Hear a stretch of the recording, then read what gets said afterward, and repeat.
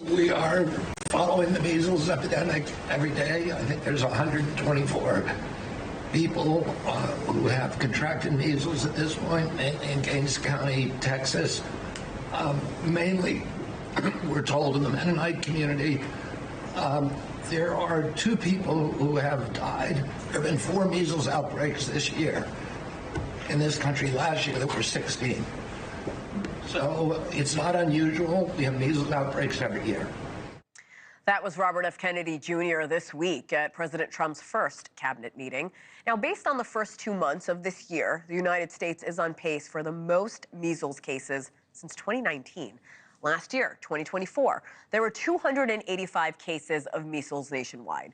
In just 2 months of 2025, again, it's March 1st, there have already been 164 reported measles cases.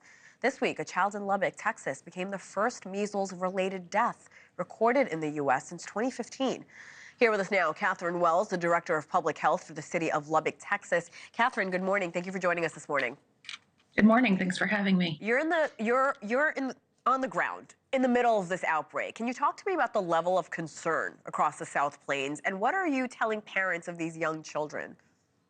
Yeah, I mean, this has been very large, a huge level of concern among myself and my fellow health department directors out in the South Plains.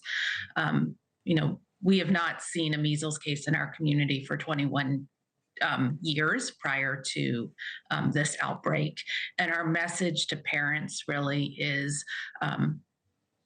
encouraging vaccination, having 2 doses of the measles MMR vaccine is protective, and that is the best way to protect your children at this time.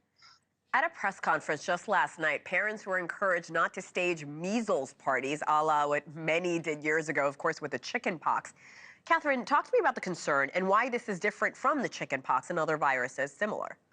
Yeah, measles causes, 1 in 5 children are likely to have to be hospitalized because of measles.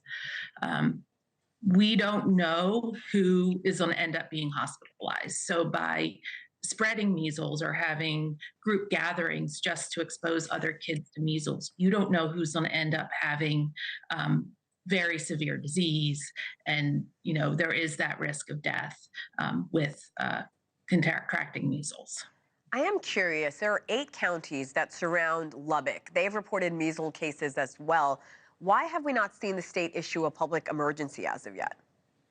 I'm a local health department director, so I don't know the state's decisions. Sure. They're bringing resources for us. We are able to really work on our public health follow-up, making sure that cases are aware that they've been exposed. Our school districts have been great partners in making sure that we exclude children that are possibly exposed from school. How likely are these numbers expected to rise in your area before we see them fall off?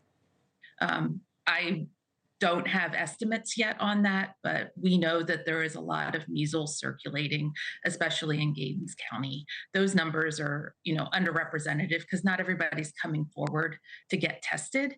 And I think it's going to be weeks, if not months, of us working to contain this outbreak.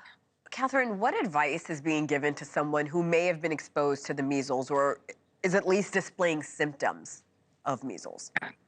So any individual that, if they're displaying symptoms of measles, they are to stay home unless they need to seek medical care while we're waiting for those test results to come through.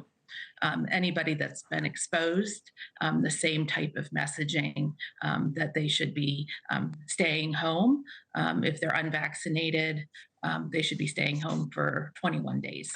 When we started this interview, you urged parents to make sure their kids are vaccinated. But in the Texas legislature this session, there have been multiple bills proposed that would make it easier for parents to opt out of vaccines and school mandates.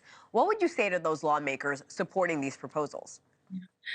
Texas has lots of exemptions that parents have been using for years.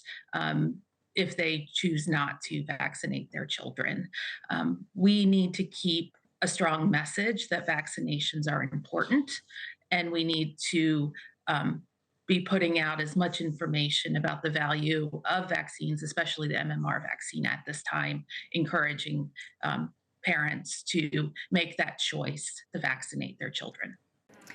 Thanks for watching. Go to joinnn.com to find NewsNation on your television provider. And don't forget to click the red subscribe button below to get more of NewsNation's fact-driven, unbiased coverage.